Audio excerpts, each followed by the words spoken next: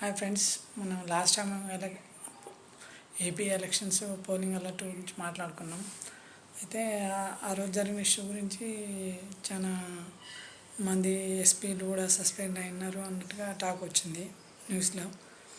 అయితే ఇక్కడ సస్పెండ్ అంటే ఇప్పుడు మొత్తం అట్లీస్ట్ ఎంతలైనా ఒక 5-6 ప్లేస్లల్లో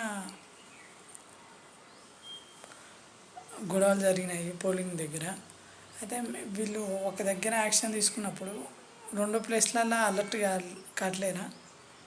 అంటే ఒక దగ్గర గొడవలు అయినప్పుడు మళ్ళీ 2 దగ్గర వస్తాయేమని వీళ్ళు అలర్ట్ కాలేదా? లేకపోతే సరైన గైడెన్సీ లేక వీళ్ళు ఇలా తయారవుతున్నారా? సరైన నాయకులు లేక, చెప్పేవాడు లేక ఈ లా అండ్ ఆర్డరు సైలెంట్గా ఉంటుందా? లేకపోతే లా అండ్ ఆర్డరు సైలెంట్గా పట్టించుకోక ఈ నాయకులు జనాలను పట్టించుకోవట్లేరా? అర్థం కావట్లేదు. అబౌట్ ఇష్యూ గురించి ఇంకా పెద్దగా నేను వాటర్ కావాలి, ఇండ్లు కావాలి, ఇంకా చాలా అంటారు. ఇంకా అంత దూరం పోవట్లేను. ఎందుకంటే గొడవ గురించి లా అండ్ ఆర్డర్ పట్టుకోవాలా, నాయకులు పట్టించుకోవాలా అనేది నాకు అర్థం కావట్లేదు. అండ్ ముఖేష్ కుమార్ మీద మాత్రం మా డైలాగ్ మాత్రం మంచిగా ఉన్నాడు. మాకు intelligent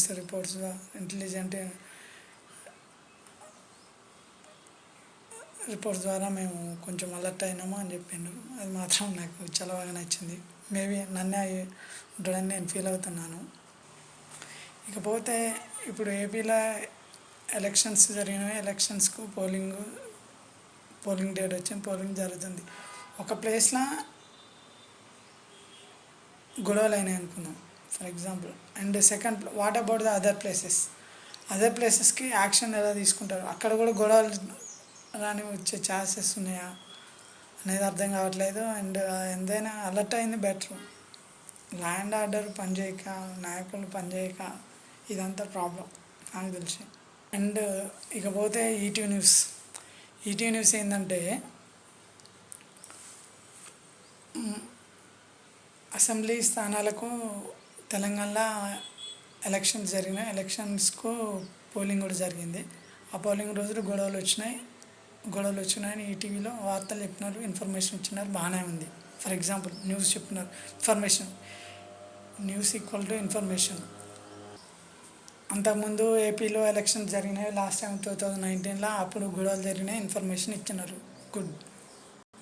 but and at the same time మొన్న ఏపీ ఎలక్షన్స్ మేలో 2024లో కూడా న్యూస్ చెప్పినారు, గుడ్.